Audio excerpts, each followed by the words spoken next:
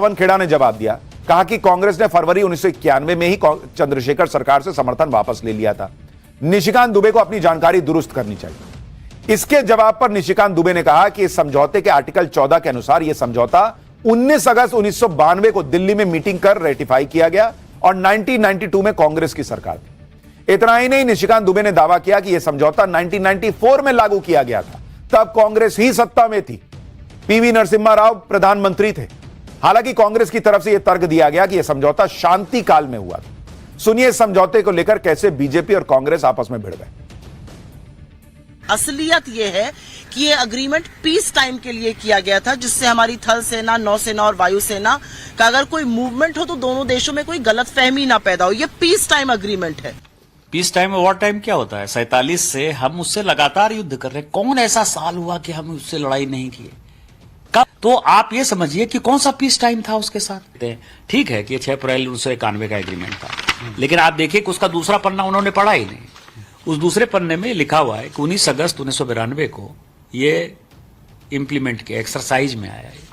और इसको यूएन में जो रजिस्टर करना पड़ता है ट्रीटीज को, क्योंकि कई एक लोग जो है इंटरनेशनल कोर्ट जाते हैं, तो वो 15 दिसंबर 1994 को किया।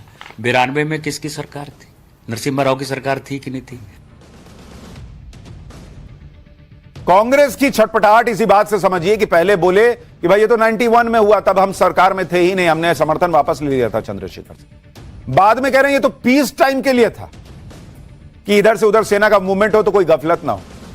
तो राहुल गांधी तो अभी तो कह रहे हैं कि पाकिस्तान पे भरोसा करने लायक देश नहीं है। पीस टाइम में कैसे भरोसा कर लिए थे आप लोग पाकिस्तान पे? तब पीस टाइम में पाकिस्तान पे भरोसा हो सकता था, अभी पाकिस्तान पे भरोसा नहीं हो सकता है। और आप पीस टाइम में इधर से उधर सेना की जगह पाकिस्तान को बताने की जरूरत क्या है? इतनी क्या पड़ी थी आपको? आपको क्यों चिंता थी कि पाकिस्तान जो है वो सोच लेगा कि हम युद्ध करने आ रहे हैं तो आ रहे हैं?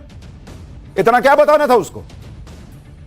इसीलिए कांग्रेस पार्टी जितना बोलती है उतना उसके इतिहास के पन्ने खुलते हैं, वो और एक्सपोज होती है। निशिकांत दुबे तो पाकिस्तान से हुए समझौते की जांच की मांग कर रहे हैं, कांग्रेस पार्टी के खिलाफ केस दर्ज करने की मांग कर रहे हैं। कांग्रेस की दिक्कत यही है कि इतिहास में उसने ऐसे ऐसे कांड कर रखे हैं जिसे छिपाना मुश्किल है। राज्यसभा के उपसभापति हरिवंश जी को सुनिए, उन्होंने भी इतिहास की एक ऐसी घटना का जिक्र किया जिससे कांग्रेस पार्टी फंस गई। राज्यसभा के उपसभापति हरिवंश ने वरिष्ठ डिफेंस एक्सपर्ट ब्रह्मचिलानी के एक आर्टिकल का जिक्र किया जो उन्होंने साल 2013 में लिखा था। इस आर्टिकल में यह बताया गया था कि कैसे साल 2013 में आतंकियों ने हमारे जवानों का सिर काट दिया था और उस समय की तत्कालीन यूपीए सरकार ने इस खबर को छिपा लिया क्योंकि मनमोहन सिंह अमेरिका में तब के राष्ट्रपति ओबामा से मिलने वाले थे, तो खबर दबा दी गई। ये हरिवंश जी कह रहे हैं कि भाई उधर मनमोहन सिंह ओबामा से मिलने वाले, अभी ये खबर नहीं छपनी चाहिए। सुनिए राज्यसभा के उपसभापति हरिवंश जी ने क्या बताया है, फिर बताता हूं कि पाकिस्तान की बर्बादी का ऐसा सबूत आ गया है जिसे देखकर राहुल गांधी भी उछल पड़े। करेंट सेक्टर अपना जो है पाकिस्तान के बॉर्डर के साथ, वहां हमारे सैनिकों का आकर गर्दन काट ले गए आतंकवादी सैनिकों के साथ। या तो वो सैनिक थे आतंकवादी वेश में, ये सारी चीज उस लेख से मैं हवाला कर रहा हूं। उन्हीं दिनों हमारे तब के प्रधानमंत्री जी गए हुए थे अमेरिका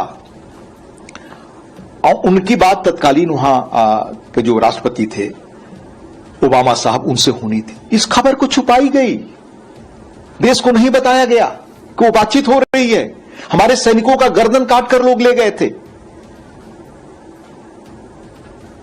अतीत में न जाइए, मैं ऐसी 25 घटनाएं गिनाने लगूंगा जब 2004 से लेकर 14 के बीच 1000 मौके आए जब आपको कार्रवाई करनी थी। जो लोग सरकार में रहते पाकिस्तान का कुछ बिगाड़ नहीं पाए, वो अब ये पूछ रहे हैं कि ऑपरेशन सिंदूर में हुआ ही क्या है और भारत को कितना नुकसान हो गया, ये जानना चाहते हैं। राहुल गांधी बार बार पूछ रहे हैं। हो गया।